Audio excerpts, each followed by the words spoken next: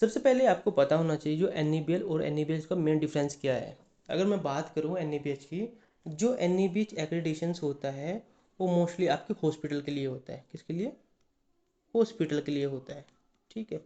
और जो आपका एन है ये एक्चुअली ये सर्टिफिकेट है। ठीक है, एक्रेडिटेशन सर्टिफिकेट है।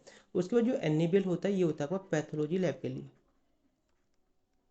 पैथोलॉजी लैब के लिए पहले तो ये ध्यान रखना, जो एन होगा आपके वो हॉस्पिटल के लिए होता है, और जो एन है वो आपका पैथोलॉजी लैब। अब बात करते हैं फुल फॉर्म के बारे में। जो एन है उसकी फुल फॉर्म है national accreditation board for hospital and health care provider. ठीक है। और बात करें हम जो एन की फुल फॉर्म होती है, एन की फुल फॉर्म होती है national accreditation board for testing and calibration laboratories. Okay. अब ये इसके बारे में पूछा कब जाता है, यदि आप as a quality manager join कर रहे हो, या फिर आपका क्वालिटी एग्जीक्यूटिव ज्वाइन कर रहे हो, या फिर आप लैब इंचार्ज ज्वाइन कर रहे हो, तो वहाँ पे मोस्टली आपसे पूछ लिया जाता है कि भाई जो एन की फुल फॉर्म क्या होती है और एन की फुल फॉर्म क्या होती है, और उनके बीच में डिफरेंस क्या होता है। आप यहाँ पे सीधा समझ लो, जो एन है वो आपके हॉस्पिटल के लिए होगा, और जो एन है वो आपकी पैथोलॉजी लैब के लिए होगा। अब आता पेरेंट बॉडी। अब जो एन है, देखो यहाँ पे एक बात समझनी है, जो क्यूसीआई है ना, ये क्यूसीआई ना मास्टर बॉडी है। ठीक है। जो ये बोर्ड है ना, इसी के अंदर आपका एन भी आता है और एन भी, दोनों क्यूसीआई के अंडर आते हैं। आई थिंक 30+ ऐसे एक्रेडिटेशंस हैं जो क्यूसीआई के अंडर आते हैं। ठीक है। तो यहाँ पे अगर आपसे कभी पूछा जाए कि जो एन हो गया, एन किसकी गाइडलाइन फॉलो करता है, भाई ये क्यूसीआई की फॉलो करता है। ठीक है। उसका कॉन्स्टिट्यूशनल बोर्ड है ये। ठीक है। नेक्स्ट आता है आपका फोकस एरिया। जो एन होता है उसका जो मेन फोकस होता है वो होता है आपका हॉस्पिटल से रिलेटेड। सेकंड, आपके जो क्लिनिक हॉस्पिटल होते हैं, blood bank, wellness centres, Ayushman hospital, Ayush hospital और एसएचसीओ।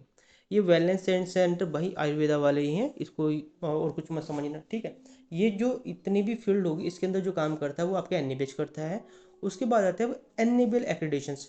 जो एनेबल एक्रेडिटेशन है वो वर्क करता है आपकी लेबोरेटरीज के अंदर। ऑलरेडी मैंने बताया कि भाई आपने देखा कुछ लैब्स ऐसे होते हैं कि कैलिब्रेशन लैब होती है, मेडिकल लैब होती है। मेडिकल लैब में भी आपकी मल्टीपल्स होती हैं, जैसे पैथोलॉजी हो गया, माइक्रोबायोलॉजी हो गया, रेडियोलॉजी हो गया, और जेनेटिक्स लैब्स हो गए।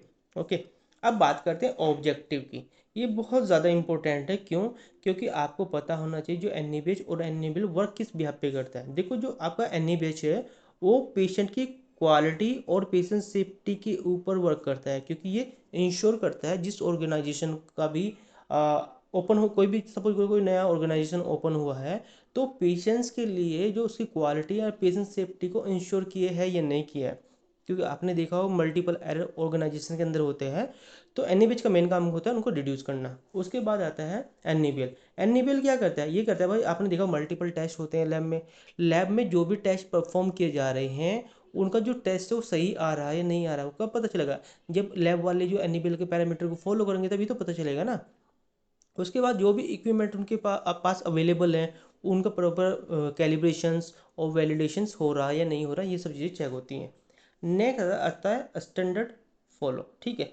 जो एन है इसके अंदर आपने देखा, मैंने बताया ISQA गाइडलाइन, इसे बोलते हैं international safety quality assurance guideline. आपको पता, मैंने दो बताया था आपको, एक ISQA बताया था और ASQA बताया था, ये वही है इंटरनेशनल जो आपका सेफ्टी गाइडलाइन है वही है। उसके बाद में जो आपका NABL है वो फॉलो करता है ISO IEC 17025 2017। ये होता है आपका टेस्टिंग और कैलिब्रेशन लैब के लिए। उसके बाद जो ISO होता है आपका 15189 2012, ये होता है आपका मेडिकल लैब के लिए। अगर 17 मिल रहा है तो टेस्टिंग और कैलिब्रेशन के लिए है, और 2012 मिल रहा है तो मेडिकल लैब के लिए है। लेकिन अभी अपडेट भी हो चुका है। ठीक है।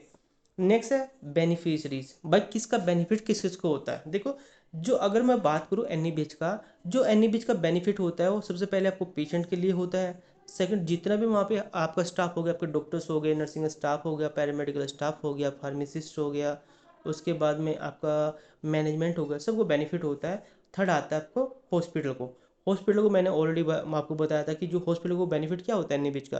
भाई ये क्या करते हैं, जो भी गवर्नमेंट स्कीम है उसके लिए अप्लाई कर सकते हैं, और ये थर्ड पार्टी एप्लीकेशंस कर सकते हैं, इस इंश्योरेंस के लिए अप्लाई कर सकते हैं, तो उनको ये बेनिफिट होता है। दूसरा, उनकी जो क्वालिटी इंप्रूवमेंट प्रोसेस होती है वो कंटिन्यू रहती है, और दूसरा ये एक ब्रांड के बिहाफ पे काम करते हैं, ठीक है, क्योंकि इनकी इंटरनेशनल तक रिकॉग्नाइजेशन हो जाती है जो एनएबीएच करा लेता है। उसके बाद में जो आपका एनएबीएल आता है, या इसमें जो आपका ऐड ऑन है, जो बेनिफिट मिलता है वो भी पेशेंट को मिलता है और नॉर्मल अटेंडे को मिलता है। इसमें होता क्या है कि भाई जो भी टेस्ट आपके यहाँ पे परफॉर्म हो रहे हैं, उसके बाद में जो रिजल्ट है वो आपको अच्छा मिल रहा है, आपको रिपोर्ट टाइम से मिलेगी। आपने देखा कभी कभी आपने सपोज मॉर्निंग में अपना टेस्ट किया कराया, लेकिन उसे मुझे पता 40 मिनट में के अंदर उसको हो जाना था, लेकिन वो आपको 3 दिन के बाद मिल रहा है। तो एनएबीएल के का मेन बेनिफिट ये होता है कि जो भी आपका सैंपल लिया जाता है, आपकी टेस्ट परफॉर्म होती है, उसकी रिजल्ट आपको एक्यूरेसी के साथ में मिलता है, दूसरा रिपोर्ट भी आपको टाइम से मिल जाती है, ठीक है। उसके बाद में जो भी सेंटर्स वहाँ पे अवेलेबल है, डायग्नोसिस सेंटर्स है, वो प्रॉपर गाइडलाइन फॉलो करते हैं, ठीक है। नेक्स्ट आता है आउटकम।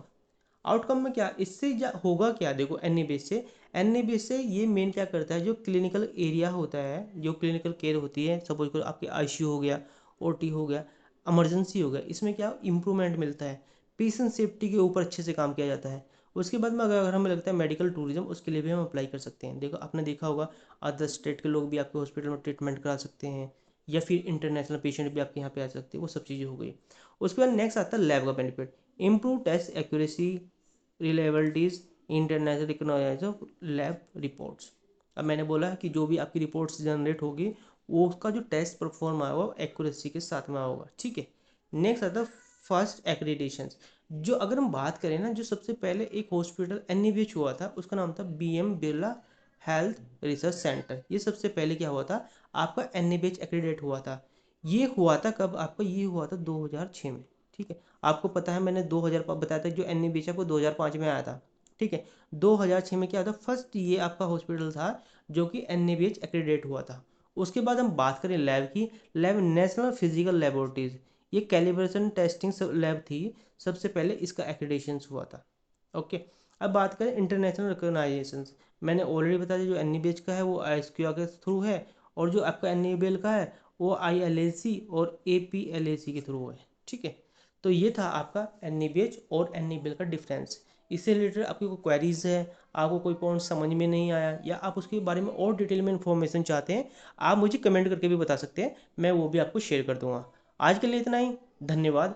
हम अब नेक्स्ट वीडियो में मिलेंगे, वहाँ पे मैं आपको हॉस्पिटल में जो कमिटीज़ होती है, कमेटी के बारे में बताने वाला कि हॉस्पिटल के अंदर मल्टीपल कमेटीज़ होती हैं, और उनका रोल और रिस्पॉन्सिबिलिटीज़ कैसे होते हैं, आप एजेंडा कैसे डिसाइड करते हैं, उसके बाद डिस्कशन किस बिहाफ पे होता है, आपको रिपोर्ट कैसे क्रिएट करनी होती है, उन सब के बारे में हम अच्छे से एक्सप्लेन करने वाले हैं।